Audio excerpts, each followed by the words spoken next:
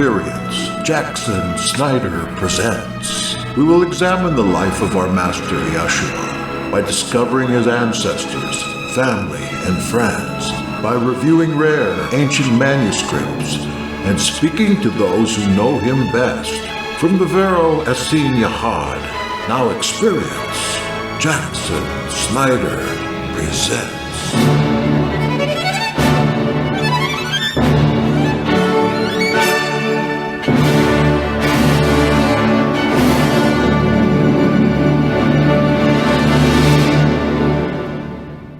Hello, I'm going to read to you a paper that I have discovered and found to be very exciting. If you, like me, are curious about the apostles and disciples of Yeshua, I mean the real ones, you'll find interest in this rather long reading. The name of the article is The Enigma of the Beloved Disciple. It was written by John Martinez. You can find it at academia.edu, and you might want to find it because there are a lot of footnotes in here, and most of them I'm going to skip for the sake of time. Occasionally, I'll add an editorial note. I'll let you know what those are when they come up. Our journey begins at Ephesus in modern Turkey in the year 1927, when Professors Rudolf Egger and Joseph Kyle of the Australian Archaeological Institute were excavating the traditional site of the tomb of St. John. The manuscript, The Wanderings of John, written by Pseudo-Prochorus, Prochorus getting the name from Acts 6:5, and that name meaning before the chorus or choir director. The Wanderings conclude with the story that John ordered a tomb to be excavated for himself to lie down in the shape of a cross. Underneath the chapel, Professor Joseph Kyle found a system of subterranean vaults arranged in the shape of a cross. One of these underground rooms was exactly below the altar. And if you're listening to this from a video collection, I have included this picture of the memorial chapel of the evangelist John in Ephesus so you can see the layout. These very low catacombs were originally accessible through a steep and narrow passage provided with steps, walled up at a later date. A body wasn't found, but immediately under the pavement, a large earthenware jar was discovered built in with the lid tightly sealed and a piece of leaden tube leading into it near the bottom and another piece of leaden tube leading out from the top. What was the purpose of this crypt and contrivance? Well, here's a note for me, and that is these types of crypts had pipes coming out of them because there was a belief in ancient Judaism, and maybe still today, that there needed to be a spirit pipe coming out of a tomb or a crypt or a place where ossuaries were kept to allow that spirit of that person to escape from there. And it was thought that that spirit would stay with the corpse for some continuous time, but pipes would always be there for the spirit to leave and go back to the Creator. So that's what I'm thinking that the tubes are for, coming out of this unusual crypt. Now, going to the Essene Odyssey, that's a great book by the late Hugh Schoenfield. He puzzled over the inclusion of one Yochanan ben Zavdai, which is John bar Zebedee, as the partner of healer and astronomer Asaph ben Barakiah in the Sefer Refuot, the Book of Medicines, a writing with affinities to the literature of the first century Qumran sect. This Hebrew medical text claims to be written by the physician Asaph ben Barakiah, sometimes called Asaph ben Barakiah ha-Yarkoni, or Asaph the astronomer. Now, I might add that Professor Schoenfield took a stab at naming the teacher of righteousness, and he took this name, Asaph ben Barakiah, as the name of the teacher of righteousness. And if I remember rightly, this Barakiah was supposed supposed to be the priest that was executed near the altar in the temple, Asaph the astronomer. In the Sefer Refuot, the Book of Medicines, there's an ancient version of the Hippocratic Oath for physicians. And I quote, "This is the pact which Asaph ben Berechiah and Yochanan ben Zavdai made with their pupils. Thus did Asaph and Yochanan exhort and adjure their pupil." Could Judaism have preserved an independent tradition about John bar Zebedee being a healer and astronomer? I am amazed to see that Professor Schoenfield missed this clue as to who Yochanan ben Zavdai was. So we go on with the prologue to the Acts of John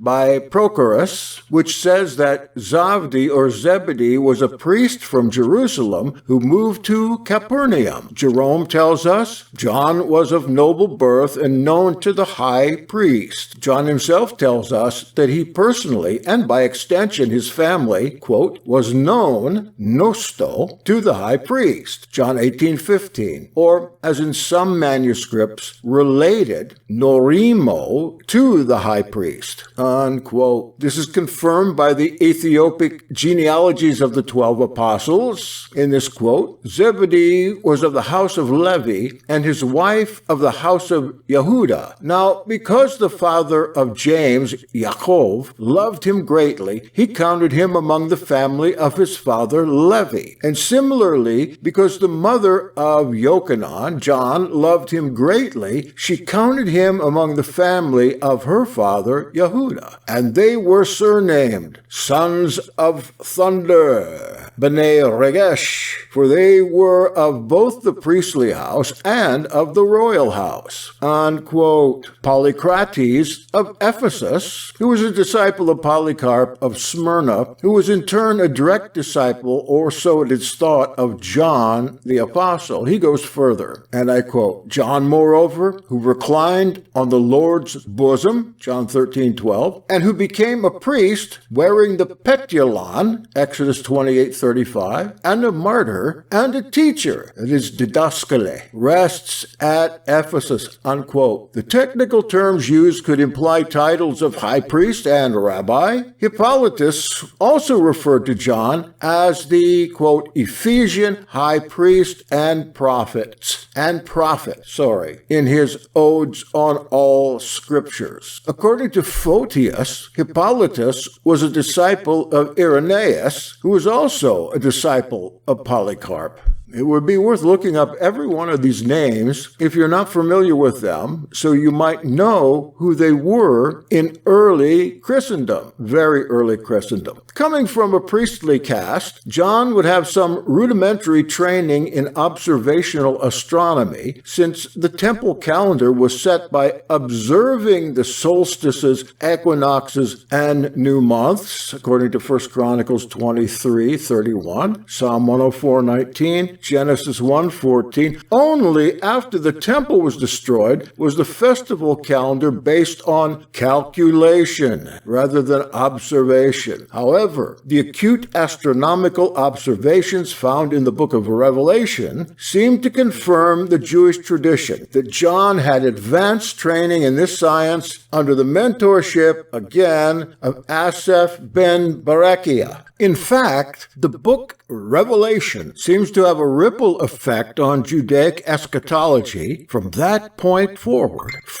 Strong parallels with it can be found in such Jewish works as the Words of God, the Seer, the Perek Shirah, the Sefer Hazrazim, the Sefer Eliyah, and many others. How do we account for John's reputation as healer and astronomer among the Jews and the impact of his revelation on their eschatology? According to Epiphanius, besides the Hebrew version of Matthew, a version, quote, of John is kept in a Hebrew translation in the treasuries of the Jew, namely at Tiberias, and that it is hidden there, as some converts from Judaism have told us accurately. Still quoting for Epiphanius. Even the book of the Acts of the Apostles, translated from Greek into Hebrew, is said to be kept there in their treasuries, so that the Jews who told us this and read it came in this way to believe in Messiah. That's from the Panarian 30.3. Now, Schoenfield argued that Epiphanius' reference to a writing of John was actually a Hebrew version of the book of Revelation, citing in support the Jewish Toledot Yeshu tradition in the Holdreich recension. And I quote, "Then said Simon, I am Simon ben Kalpas, uncle of Yeshu. He sent me to teach you his law, for he is the Son of God. He also wrote books in the names of disciples of Yeshu, and especially the book of John, for the men of Ai thought it contained mystery. For instance, he wrote in the book of John that John saw a beast with 7 heads and 7 horns and 7 crowns, and the name of the beast was blasphemy, and the number of the beast was 666. Unquote. Here's literary evidence in Hebrew that Jewish communities preserved knowledge of the book of Revelation well beyond the Middle Ages. But is there any historical substance behind this recollection? Specifically, do we have any other knowledge of Shimon ben Kalpas, uncle of Yeshu? Of course we do. Eusebius, relying on the record of Hegesippus' memoirs, written before 167 AD, states, quote, after the martyrdom of James, we're speaking of James the Just in AD 62, it's said that those of the apostles and disciples of the Master that were still living came together from all directions with those that were related to the Master according to the flesh, for the majority of them also were still alive, to take counsel as to who was worthy to succeed James, Jacob. They all, with one consent, pronounced Shimeon, the son of Clopa, of whom the Gospel also makes mention in John 19:25, to be worthy of the episcopal throne of that parish. He was a cousin, as they say, of the Savior. For Hegesippus records that Clopas was a brother of Joseph. Of course, that's from Ecclesiastical History 3.11 CP 4.22. And the author of this paper goes on to say, this is independent confirmation not only of the Jerusalem church, the Jerusalem assembly or synagogue, under one Shimeon, son of Clopas, uncle of Jesus, but a second apostolic council at Jerusalem in AD 62. Of course, that's when James was murdered in Jerusalem. Can you imagine the people that would have come together for a funeral for James if they were not too fearful? Besides choosing a successor to James, the Toledoth Yeshu implies that Shimeon approved and published Hebrew versions of Matthew, Acts, and Revelation for use in Hebrew-speaking congregation. This would demand that John's apocalyptic vision occurred long before 95. That's the date usually given, which would have made John way too old for anything like that. This, however, was not the only canonizing activity that occurred at this council. Origen tells us, quote, that John collected the written Gospels in his own lifetime in the reign of Nero, and approved those, but refused and rejected those which he perceived were not truthful. Eusebius confirms that Matthew, Mark, and Luke were presented to John and, quote, they say he welcomed them and testified to their truth, unquote. Again, that's from Ecclesiastical History. The same incident is referred to in the 2nd century Muratori canon, and I quote, the 4th book of the Gospels is that of John of the disciples. When his fellow disciples and bishops urged, he said, fast together with me today for 3 days. What shall be revealed to each, let us tell it to each other. On the same night it was revealed to Andrew of the apostles that, with all of them reviewing, John should describe all things in his own name. came. In other words, that's the end of the quote, by the way. In other words, his fellow apostles and disciples felt that New Testament canon would be incomplete without John adding his gospel witness to that of the other evangelists. The fallout of this council and canonization process was another great schism. According again to Hegesippus via Eusebius in Ecclesiastical History 4.22, and this is important, a certain Thebeutus was embittered by not being chosen as James' successor and led a breakaway Judaizing sect from among the party of the circumcision, spoken of in Galatians 2:12. Based on the report of Josephus, we can surmise that when the divine directive came for the church at for the assembly at Jerusalem, I don't like using that word church. It makes me think of the Catholic Church down the road. Try it again. Based on the report of Josephus, like in the War of the Jews, we can surmise that when the divine directive came for the synagogue at Jerusalem to leave the city, somewhere around AD 62 to 66, the followers of Thebeutus stayed and formed part of the Zealot resistance in the Jewish War, AD 66 to actually 74.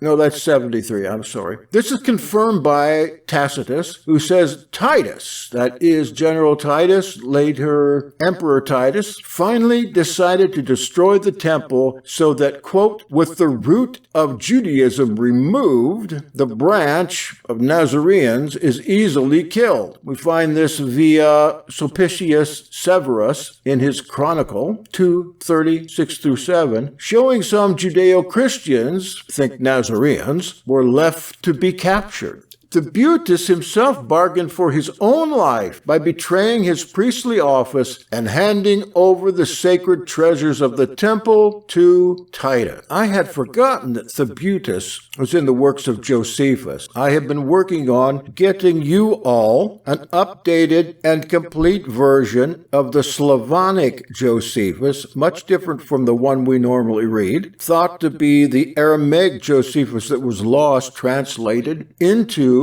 Slavonic, and I'm about 2/3 of the way through with that. That's a big job. By throwing in their lot with any one of the messianic pretenders involved in the Jewish revolt, they were in essence supporting an antichrist, referred to in 1 John 2:18 and 22. This is the point of John's multiple warnings to the diaspora Jews against such heresies in his epistle. That makes every bit of sense. The copy of 1 John that was used in the Old Latin translation was one addressed to the Parthians, probably as a letter of introduction meant to accompany a copy of John's Gospels for the Judeo-Christians, again, think Nazarenes, converted by St. Thomas. It was both an encouragement and a warning in bold text. Parthian Jews were not to join the Jewish revolt at the encouragement of heretics like Thebeutus and Corinthus. Some pronounce that Cerinthus, a well-known early heretic. The impact of his letter may have averted the Jewish revolt turning into an all-out world war between Rome and Parthia. And I am certain that the rebels of Jerusalem did everything they could to bring their Parthian brethren in to battle against Rome. And had that happened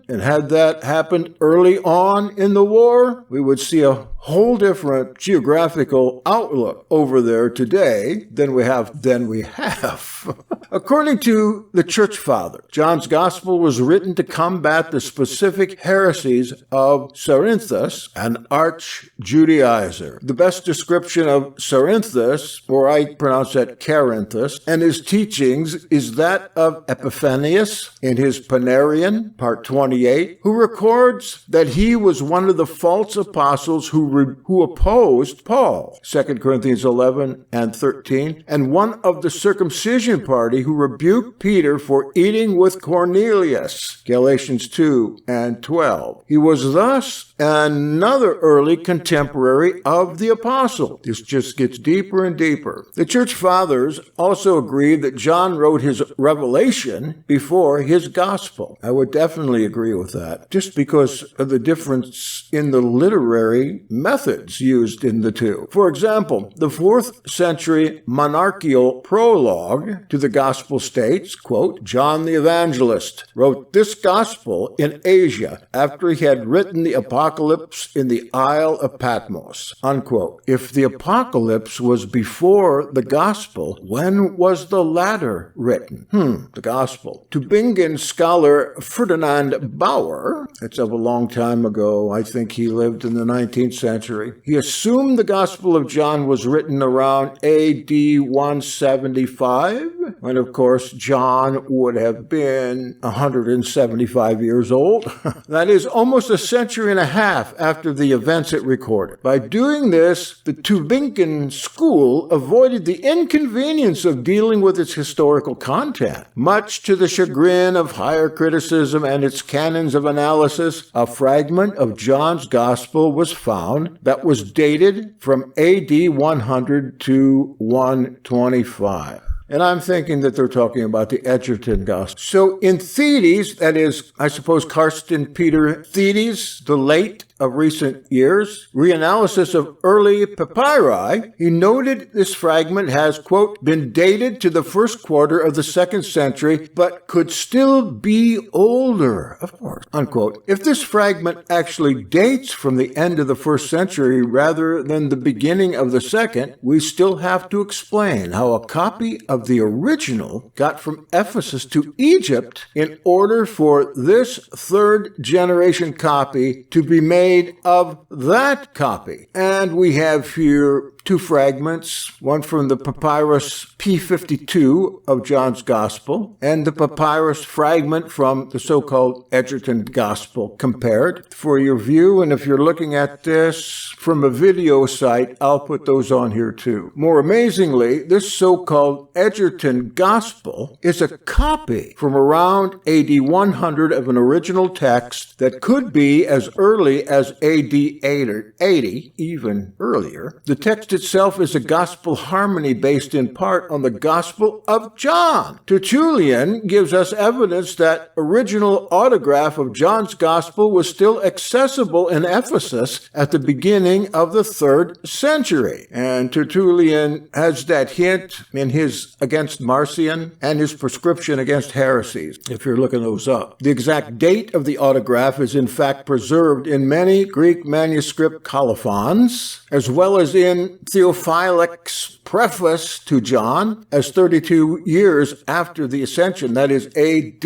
65. What more proof that do we need? That the revelation is dealing not with the future, sometime in 3,000 or 4,000 AD, but with the time of John's maturity. This early date makes sense, the fact that it was written to counteract the heresies of Cerinthus, a kind of antidote to his misinterpretation of John's revelation. The Parthian Jews, immersed in the culture of the Magi, were especially sensitive to the astronomical connotations of the text, a sensitivity that Cerinthus could easily exploit. Oh, the Magi in the Gospel of Matthew, of course, they came from Parthia. They were a high status class, second from the top, in Parthian government. Eastern Jews correctly understood the imagery of the first horseman of the apocalypse as the Parthian mounted archer. I've been teaching this for years. And here is a little statue from that time of the Parthian with a crown on his head, on the horse with a bow. But it was spun to mean that an all-out war with Parthia would precipitate the messianic reign, and that they could participate in that war. And as I said before, if they had, I am pretty certain that the outcome would have been much different. And the illustration here is the mounted Parthian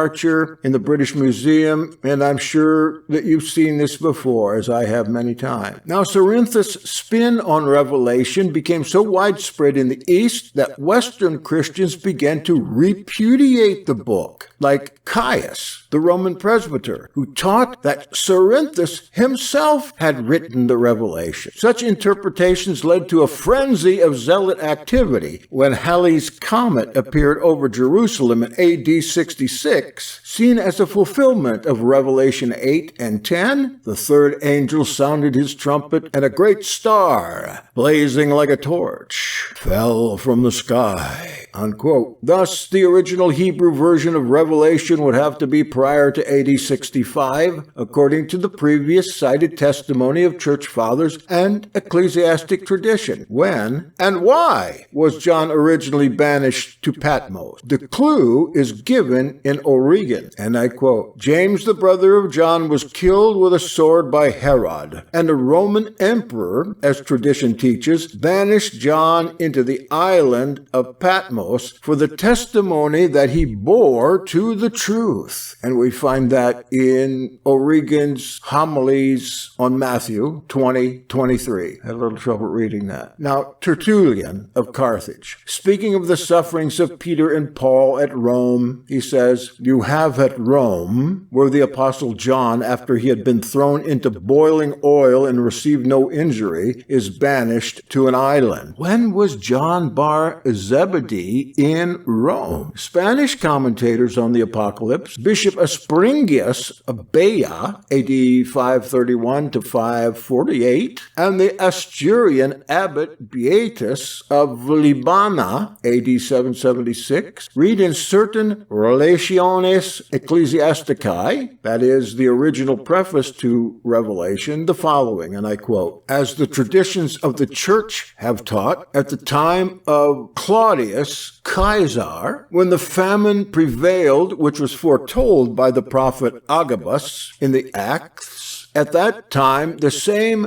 Caesar, or Caesar, ordained a persecution for the churches." Were there churches at that time? Assemblies? Synagogues? Certainly the Nazarenes did not call their places churches. They called them Yahadim. At that time, he ordered John, the apostle of our master Yeshua HaMashiach, to be sent into exile. That he has been deported to Patmos, the present scripture, speaking of Revelation 1:9, also prove. That's very interesting. Very interesting. Epiphanius twice affirms the same. Quote, "After his return from Patmos, which happened under Claudius Caesar, having lived for a sufficient number of years in Asia," quote, quote. In the second place, his source asserts that, quote, "the Holy Ghost foretold prophetically through the mouth of St. John, prophesying before his demise in the times of Claudius Caesar and before." That's in the Panarian 51.12. In other words, John was sentenced for preaching in Rome in defiance of Claudius' imperial expulsion and ban of Jews from Rome. I think Claudius was done about 54. Is that when Nero came in? Yeah, about 54. The late Slavonic adaptation of Josephus confirms this state of affairs. That's the book I'm working on now in English. Not available, but you need to read it. Quote, "Claudius again sent his officers to those kingdoms, Cuspius Fadus and Tiberius Alexander, that was Philo's nephew. Cuspius Fadus, by the way, was the governor of Syria, both of whom kept the people in peace by not allowing any departure in anything from the pure laws." What I read about Fadus is that he was a despot extraordinaire. His god was money. And I continue. "But if notwithstanding anyone did deviate from the word of the law, and information was laid before the teachers of the law," speaking of the Torah, I suppose, "they punished or banished him or sent him to Kaiser." No, I have to bring that back and say we're not talking about Torah there. We've got to be talking about Roman law. because we've got Fatus and Tiberius Alexander, who was a turncoat Jew. They would not be promoting the Torah. They would be promoting Roman law. They punished or banished him, speaking of John, or sent him to Caesar, and henceforth, for the deeds done by them, they sent them away, some to Caesar, others to Antioch, for a trial of the cause, and others to distant land. Quote, bold-faced. To summarize thus far, John would have received the vision of the apocalypse while in exile during the final year of Claudius' reign, and by golly, I hit that right on, AD 54. During the first year of Nero, he would have been released, 55, gone to Asia Minor and published the Revelation about AD 56. What I think about Revelation, it was a document written over a specific period of time. Say, if it started in 56, say from 56 up into about, well, certainly 70, 71. Because we have in the Revelation the history of the Jewish war, and in the Jewish war, the story of the martyrdom of James. You see, all these different sources are fitting together. And I know it's extremely difficult to figure out how they do if a person is not familiar with this literature. And that's where I come in. I am happy to send you the translations I have done of ancient literature that deals with this very thing in new translations, not the old churchy ones in the public domain. Write to me, www.yahad.me, and I'll be happy to send you what I have free of charge. You'd have enough reading for probably about 30, 40 hours, and a lot of it is actually audio. That is, audiobooks. Back to AD 56, this date is consistent with the Church Fathers' teaching that the apocalypse was written to combat the heresies of Nicholas. Written in Revelation 2:6, the Nicolaitans. That Nicholas, one of the 7 deacons in Acts 6:5, was their founder. So it is stated by the disciple of Polycarp, Irenaeus, his disciple Hippolytus, as well as Pseudo-Tertullian and Epiphanius. Clement of Alexandria demonstrate that Nicholas was an early schismatic that was censured by the apostles when they were still a body in his Stromata 3.4, i.e. at the First Apostolic Council in AD 48. What a great essay this is. And what I'm going to do right here and now, because it's midnight on the Olive's Brow here in Vero Beach, Florida, home of the Vero Essene Yahad office, a group of worshipers and studiers you should learn more about, a group that was prophesied to have come to pass years before, one that you should probably see about joining if you are at all interested in doing the works that Yahshua did, practicing the practices, reading the literature, that I am going to stop here. Looks like I'm going to be doing at least one more session on this. And if you listen to all this, then you are interested in the early apostolic council and the writings of the apostles that didn't make the Bible, didn't make the St. James Bible. If God said it, I believe it. And you're sitting on the edge of your seat to hear more or to study this. I'd love to get a group together online to study these various literatures mentioned in this essay. On the other hand, if you happen to listen this far and you are bored stiff, then I commend you to go out and hit that subscribe and like button. That's how I know you don't like something. If you hit subscribe and then like, I'll know you don't like it. Seriously though, subscribe. I'm going to put the rest on. Maybe I'll read it off tomorrow. This is hard reading. There's a lot more though. Oh, maybe I can get together a group to study all these various texts online. Wouldn't that be something? Wow, I have them all. Let me know if you'd be interested. interested, will you? Call me on the phone. Leave a message. 321-421-9266. And by the way, this is Dr. Jackson Snyder, founder of Vero Essene Yahad and New Earth Restoration Ministry. Call me. Let's get the group going. 321-421-9266. Call me. I'll call you back. That includes you, Yochanan Ritter. So until we meet again, may Yahweh bless you all with Kadosh rain. Blessings falling on your head. Hope for tomorrow. Bright hope. Amen and amen. Oh, Bogdan, you have anything to add? No, I don't think so right now. Maybe when I get my other shoe on, I'll be able to say something.